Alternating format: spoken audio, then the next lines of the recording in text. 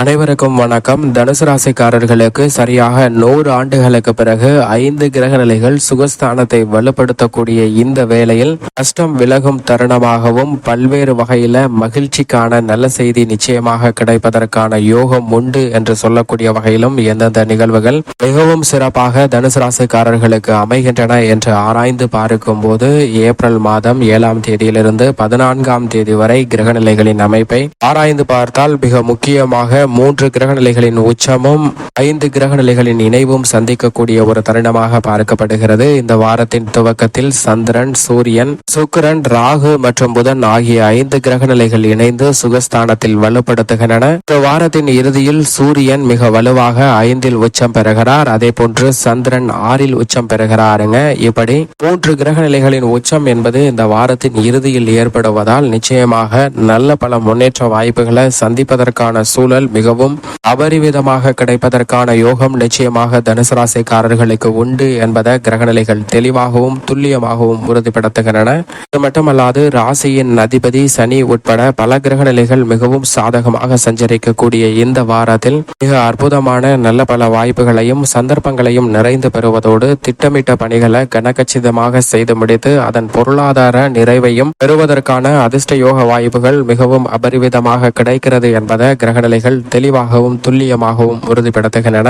குறிப்பாக சுகஸ்தானமாகிய அர்த்தாஷ்டகஸ்தானமாகிய 4ஆம் இடத்திற்கு சுப கிரகங்களை தவிர மற்ற கிரக நிலைகள் வருவது சாதகமற்ற ஒரு அமைப்பு என்றாலும் கூட இந்த தருணத்தில் தனுசு ராசிக்காரர்களுக்கு மிகவும் வலுவாக உச்சம் பெற்று சுக்கிரன் சுகஸ்தானத்தில் சஞ்சரிக்கிறாருங்க. சுக்கிரன் சுகஸ்தானத்தில் உச்சம் பெற்றிருப்பது அந்த தருணத்தில் மற்ற கிரகநிலைகளும் இணைந்தாலும் கூட அந்த கிரகநிலைகளால் ஏற்படக்கூடிய அர்த்தாஷ்டக பாதிப்புகளை விலக்கி நன்மை நிறைந்தவையாக மாற்றிக் கொடுக்கிறார். இது தனுசு ராசிக்காரர்களுக்கு நிச்சயமாக வரவேற்கத்தக்க ஒரு அமைப்பாக பார்க்கப்படுகிறது. எனவே சுக்கிரனின் அமைப்பு காரணமாக கலைத்துறை, அரசியல் துறை சார்ந்த பணிகளில் திட்டமிட்ட பணிகள் அனைத்தையும் கனகச்சிதமாக செய்து முடிக்க முடியும். பொருளாதார ரீதியாக வலுவான நிலையை அடைவதற்கான வாய்ப்பும் நீங்கள் எதிர்பார்க்கக்கூடிய நல்ல முன்னேற்றமும் வெற்றி வாய்ப்பும் நிறைந்து கிடைக்கக்கூடிய ஒரு இனிமையான தருணமாக அமைந்துள்ளது என்பதை தெளிவாகவும் துல்லியமாகவும் உறுதிப்படுத்துகின்றன.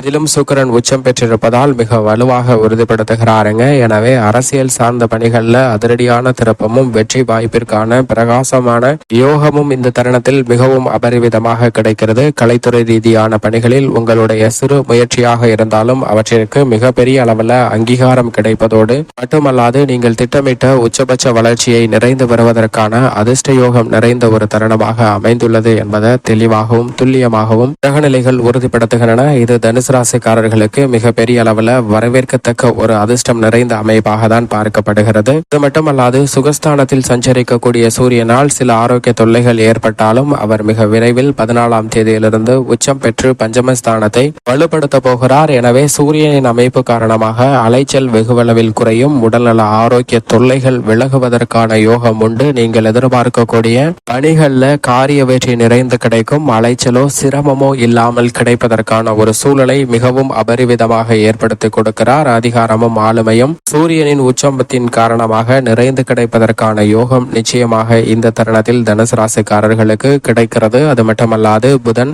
நீச்சம் பெற்றும் வலுவிழந்து வக்ரகதியிலும் சஞ்சரித்தாலும் கூட மிக விரைவில் அவர் வக்ர நிவர்த்தி பெறப்போகிறார். எனவே கல்வி சார்ந்த விஷயங்களில் எந்தவிதமான தடையும் தாமதமும் இல்லை. அதே சமயம் ராகு சுகஸ்தானத்தில் சஞ்சரிப்பதால் சில சிரமங்கள் ஏற்பட்டாலும் கூட அவர் சுக்கிரனுடன் உச்சம் பெற்று சஞ்சரிப்பதால் உச்சம் பெற்ற சுக்கிரன் நிச்சயமாக ராகுவால் ஏற்படக்கூடிய பல சிரமங்களை விலக்கி விடுகிறார். எனவே நிழல் கிரகங்களால் பெரிய அளவிற்கு பாதிப்பு இல்லை. ஏனென்றால் சுகஸ்தானத்தில் இருந்து 5 கிரக நிலைகள் மிகவும் வலுவாக சப்தம பார்வையால் 7ஆம் பார்வையால் 10ஆம் இடத்தில் சஞ்சரிக்கக்கூடிய மோட்சக்காரகரான கேதுவை பார்ப்பதால் கேதுவால் ஏற்படக்கூடிய தொழில் ரீதியான கொடுக்கல் வாங்கல் சிக்கல்கள், போட்டிகள், பொறாமைகள் போன்றவையும் விலகுவதற்கான வாய்ப்பு நிச்சயமாக உருவாகியுள்ளன என்பதை கிரகநிலைகள் உறுதிப்படுத்துகின்றன. எதிர்மறையான சிந்தனை, எதிர்காலத்தை பற்றிய அச்சம், குழப்பம், தேவையற்ற சிந்தனைகள் அனைத்தும் நீங்கி ஒரு நல்ல முன்னேற்றம் நிறைந்து கிடைப்பதற்கான வாய்ப்பும் யோகமும் இந்த தருணத்தில் உருவாகி உள்ளது என்பதை தெளிவாக தனுசு ராசிக்காரர்களுக்கு உறுதிப்படுத்துகின்றன. நிழல் கிரகங்கள் உட்பட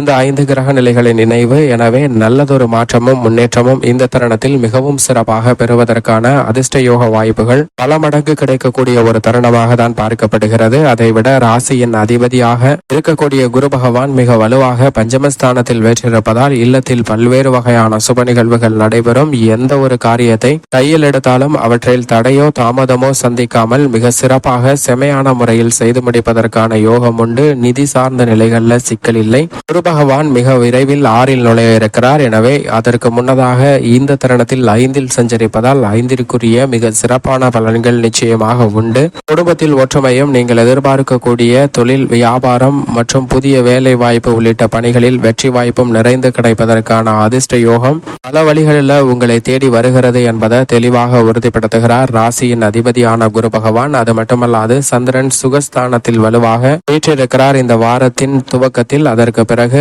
5இல் குருவுடன் இணைந்து சஞ்சரிக்கிறார். அதற்கு பிறகு 6இல் உச்சம் பெறுகிறாருங்க. வளர்பிறை சந்திரனாக மாறி சந்திரன் வலம் பெறக்கூடிய இந்த வேலை என்பது தனுசு ராசிக்காரர்களுக்கு நிச்சயமாக தொட்ட காரியங்கள் அனைத்திலும் வெற்றியும் புதிய பல வாய்ப்புகளை மிக சிறப்பாக கையாளுவதற்கான அதிர்ஷ்ட யோக வாய்ப்புகளும் நிறைந்து உள்ளது என்பதை தெளிவாக உறுதிப்படுத்துகிறார் சந்திரன். மேலும் சனி மற்றும் செவ்வாயின் கூட்டணி என்பது முரண்பாடான சேர்க்கை என்றாலும் கூட ஆட்சி பலம் பெற்ற சனியும் செவ்வாயும் ராசியின் அதிபதியான குருவிற்கு நட்பு கிரகமாக இருக்கக்கூடிய செவ்வாயும் நிச்சயமாக இணைந்து 3ஆம் இடமான தைரியஸ்தானத்தில் சஞ்சரிப்பது நிச்சயமாக பாதிப்பு இல்லை என்பதை தெளிவாக உறுதிப்படுத்துகின்றன. முன்னேற்றத்திற்கு முட்டுக்கட்டை இடக்கூடிய பல பணிகளில் இருக்கக்கூடிய சிரமங்களையும் தடைகளையும் தோஷங்களையும் தகர்த்தெறிகின்றன. எனவே இந்த தருணத்தில் புதிய நிலம், வீடு, வீட்டுமனை, வாகனம் வாங்குவதற்கான அதிர்ஷ்ட யோக வாய்ப்புகளும் விவசாயம் சார்ந்த பணிகளில் அலைச்சல் இருந்தாலும் அதற்கேற்ற ஆதாயமும் நல்ல பலனும் நிறைந்து கிடைப்பதற்கான அதிர்ஷ்ட யோகம் மிகவும் அபரிவிதமாக தனுசு ராசிக்காரர்களுக்கு உண்டு என்பதை மங்களகாரகன் தெளிவாக உறுதிப்படுத்துகிறார்.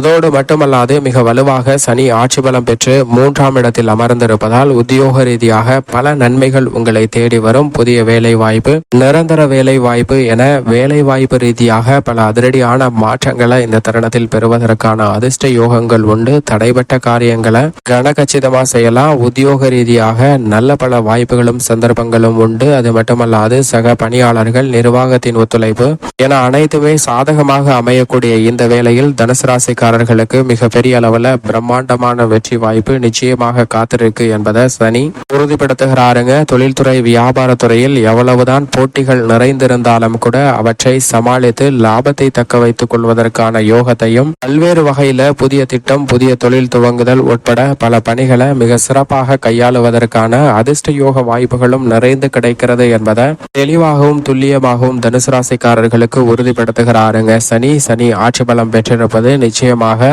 தனுசு ராசிக்காரர்களுக்கு தொழில்துறையிலும் உத்தியோகத்திலும் மிக பெரிய அளவில் வளர்ச்சி நிறைந்து கிடைக்கக்கூடிய யோகம் உண்டு என்பதை தெளிவாக உறுதிப்படுத்துகின்றன.